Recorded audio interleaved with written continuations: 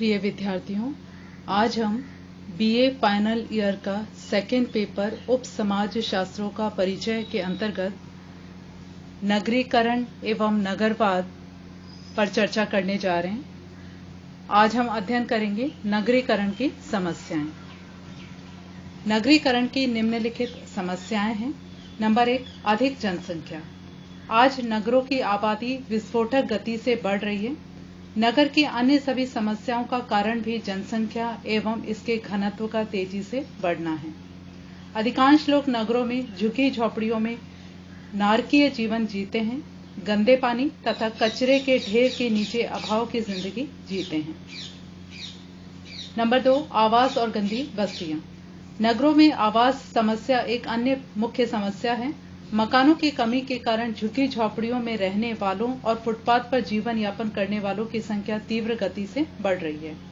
गंदी बस्तियों में अन्य अनेक सामाजिक समस्याएं भी पैदा हो जाती हैं, जैसे अशिक्षा, बाल शोषण, वेश्यावृत्ति, नशाखोरी, बाल अपराध, मादक पदार्थों का दुरुपयोग, व्यसन आदि। नंबर 3, जल आपूर्ति तथा जल निकास।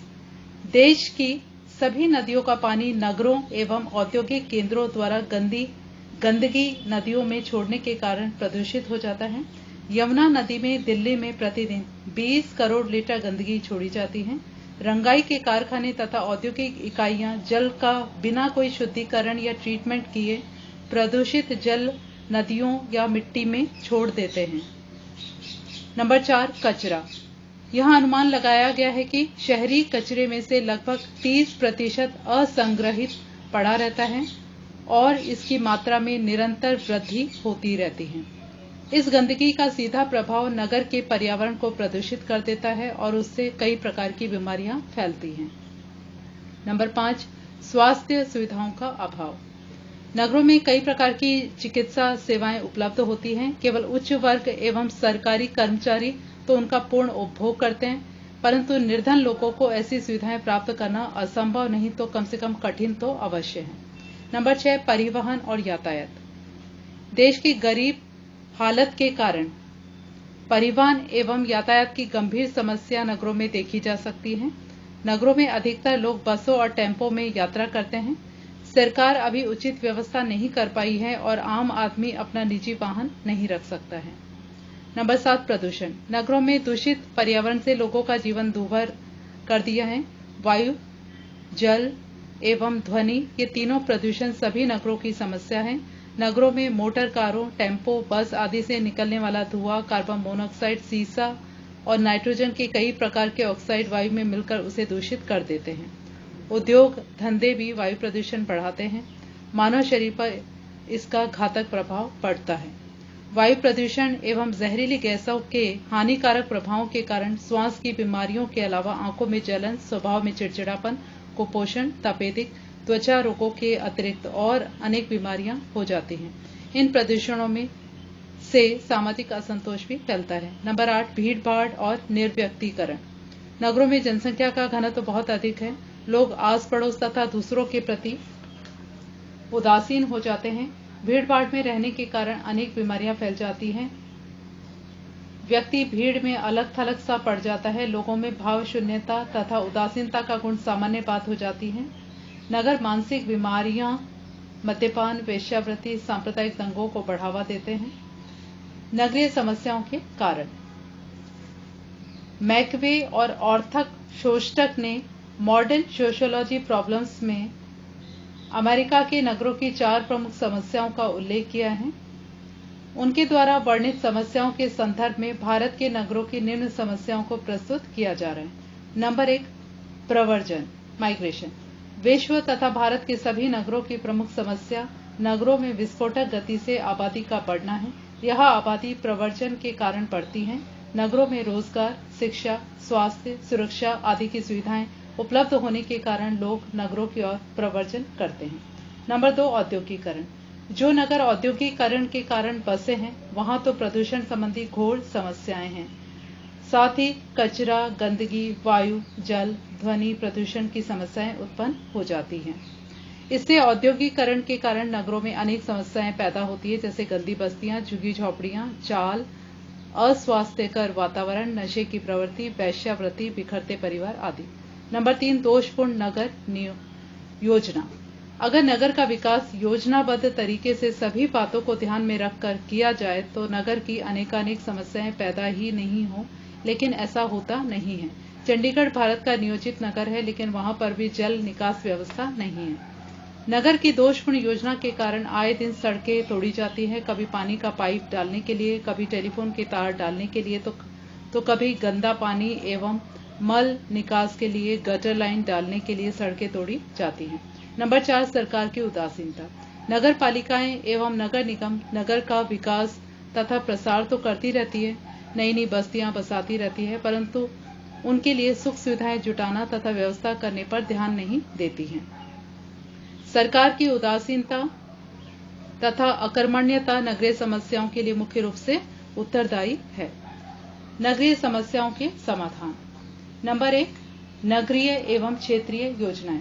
नगरों की आधारभूत समस्या बढ़ती हुई जनसंख्या तथा जनसंख्या के घनत्व में निरंतर वृद्धि की है। इसको रोकने के लिए आवश्यक है कि योजनाएं 2 स्तरों पर बनाई जाए। नंबर 1, नगरीय योजनाएं। नंबर 2, क्षेत्रीय योजनाएं। नगरीय योजना के द्वारा नगरों के आवास की समस्या, गंदी बस्तियों में रहने वालों को मकान उपलब्ध करवाना, गंदे पानी एवं मल के निकास की व्यवस्था, कचरे को नष्ट करने आदि कार्यक्रमों द्वारा समाधान करना है। क्षेत्रीय योजनाओं द्वारा ग्रामीण जनसंख्या को घनी आबादी वाली नगरों में जाने से रोकना है। नंबर 2, उद्योगों तथा अन्य क्षेत्रों में प्रोत्साहित करना। नए उद्योगों को नगरों में एक सीमा के बाद खुलने से रोका जाए तथा अन्य क्षेत्रों में सुविधा देकर खोले जाने के लिए प्रोत्साहित किया जाए। नंबर 3, वित्तीय साधनों की व्यवस्था। नगरों की अनेक समस्याओं का कारण वित्तीय साधनों का अभाव है, जिसके कारण अनेक विकास कार्यक्रम नहीं हो पाते। ये विकास कार्यक्रम है सड़क, गरीबों तथा श्रमिकों के लिए सस्ती आवास सुविधा, नल, बिजली की सुविधा, गंदा पानी एवं मल के निकास के लिए सीवरेज लाइन आदि। नंबर 4, कानूनों में सुधार। विभिन्न नगरों में मकान किराया कानून, भवन निर्माण कानून, कृषि भूमि पर मकान बनाने संबंधी कानून आदि अनेक कानून होते हैं। इनकी प्रक्रियाओं से होकर मकान बनाना या किराए पर देना एक बड़ा कठिन कार्य है। इसी प्रकार बाल श्रमिक नियंत्रक कानून में कई कमियां हैं, इस कारण बालकों का शोषण होता है। नंबर 5, निजी वाहनों को प्रोत्साहन। नगरों में परिवहन राज्य सरकार द्वारा चलाया जाता है, जो अधिक खर्चीला तथा घाटे का कार्य होता है। नगर वासियों को कई कई घंटों इंतजार करना पड़ता है वाहन के लिए, इसलिए सरकार को नगर वासियों की सुविधा के लिए निजी कंपनियों को परिवहन चलाने की छूट देनी चाहिए। विश्व स्वास्थ्य संगठन के द्वारा दिए गए सुझाव इस प्रकार से हैं। नंबर 1, संगठनों के प्रयास। नगरों की समस्याओं को हल करने के लिए सरकारी तथा गैर सरकारी संगठनों, स्वयं सेवी संस्थाओं को जन चेतना जागृत करनी होगी। नंबर 2, प्रदूषण पर नियंत्रण। पर्यावरण को प्रदूषित करने वाले कारणों तथा कारकों को नियंत्रित करने के लिए संबंधित सरकारों तथा संगठनों को अंकुश लगाना चाहिए, कठोर अधिनियम पारित करने चाहिए। नंबर 3, जनसंख्या दबाव एवं प्रव्रजन पर नियंत्रण। विभिन्न संस्थाओं तथा सरकार को नगरों में बढ़ते जनसंख्या के दबाव को कम करने तथा ग्राम वासियों के प्रव्रजन को रोकने के लिए गांवों में रोजगार उपलब्ध कराने के लिए ठोस कदम उठाने चाहिए। नंबर 4, स्वस्थ इकाइयों की स्थापना। विश्व स्वास्थ्य संगठन ने एक सुझाव यह भी दिया है कि नगरों में प्रत्येक क्षेत्र में छोटी छोटी स्वास्थ्य इकाइयां स्थापित की जाएं, जैसे स्वस्थ पाठशाला, स्वस्थ कार्यस्थल, स्वस्थ बाजार आदि। इसके द्वारा स्वतः ही स्वास्थ्य समस्या मुक्त नगरों का विकास अपने आप होता चला जाएगा। अन्य कार्य, मनोरंजन के लिए स्वस्थ स्थलों का विकास किया जाए, नगर के वृद्ध नागरिकों के लिए डे सेंटर खोले जाएं, नगर की बस्तियों में वृक्षारोपण किया जाए, धूम्रपान रहित क्षेत्रों का धीरे धीरे विकास किया जाए, अपराधों को नियंत्रित किया जाए। नगर की समस्याओं का समाधान नागरिक, सरकार तथा स्वयंसेवी संगठन सब मिलकर ही कर सकते हैं। अब हम चर्चा करते हैं नगरवाद, अर्बनिज्म की। नगरवाद एक व्यापक और विशिष्ट विषय है जिसका अध्ययन समाजशास्त्री, नगरीय समाजशास्त्री, वास्तुविद, योजनाकार आदि करते हैं। नगरवाद की परिभाषा। नगरवाद नगरों का अध्ययन है, उनका सामाजिक और सांस्कृतिक पर्यावरण, आर्थिकी, राजनीति, भूगोल, भूरचना, भौतिक लक्षण, जनसंख्या, जलवायु, मौसम तथा इन सब का पर्यावरण के निर्माण में प्रभाव।